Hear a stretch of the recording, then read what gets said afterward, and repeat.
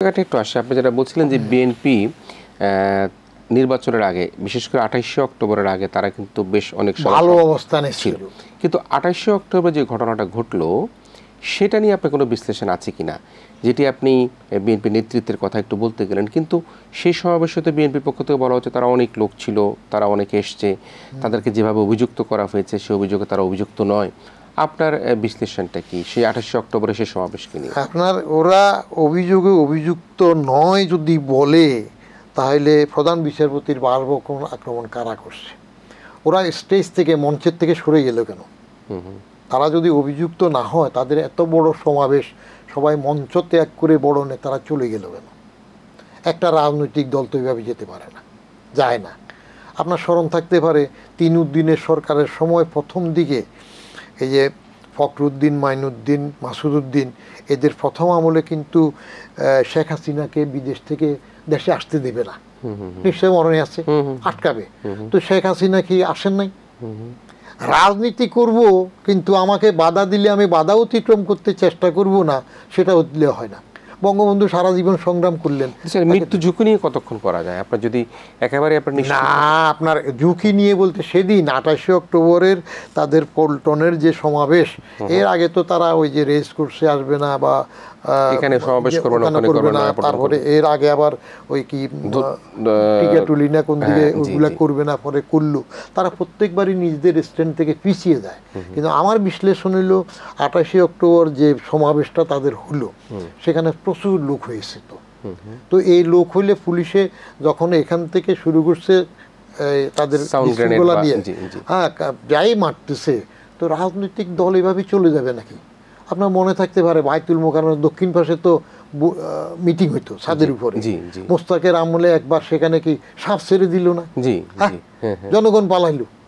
কিন্তু আওয়ামী লীগ যখন এরকম মিটিং হয়, বোমা গ্রেনেড যখন মারলো গুলিস্তানে, গ্রেনেড মারার পরে কি সব নেতা ভাগছে?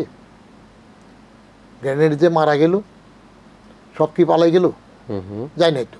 তো রাজনৈতিক ওরা মঞ্চে তো যদি থাকতো, তখন হয়তো এইটা যেটা যাচ্ছিল আক্রমণ পুলিশের, এটা থেমেও যেতে পারতো।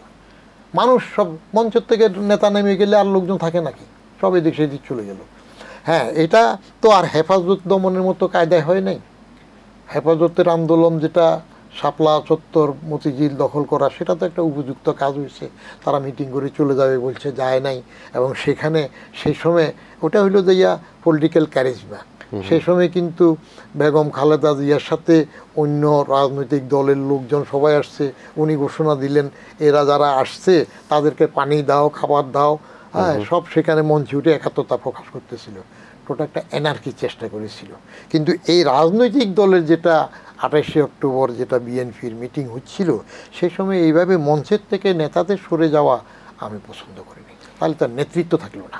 আপনি ৩ উদ্দিনের কথা বলছিলেন, এবং সে সময় কিন্তু একটা মিশ্র প্রতিক্রিয়া আছে। স্যার, একটু খোলামেলাই কথা বলি। জি, খোলামেলাই বলেন। জি জি, আপনাকেও কিন্তু একটু আতঙ্ক তৈরি করবার একটা চেষ্টা করার মতো মনে হয়েছিল, যে বিশেষ করে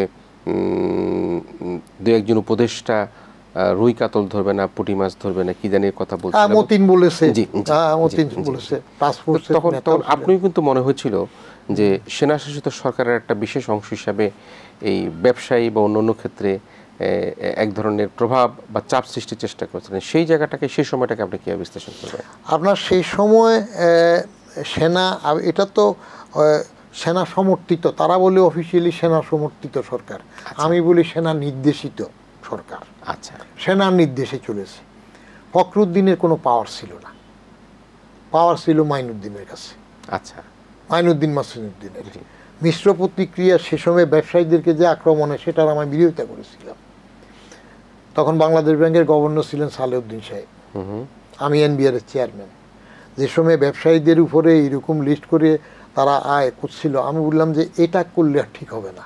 এমনকি আমার উপর একটা চাপ ছিল যে জরুরি আইন যেটা বিধিমালা করলো, সেখানে আমার ইনকাম ট্যাক্স অর্ডিন্যান্স 1984-এ যাহাই থাকুক না কেন, তারা জরুরি আইনের মধ্যেও আমাদেরকে অন্তর্ভুক্ত করতে চেয়েছে।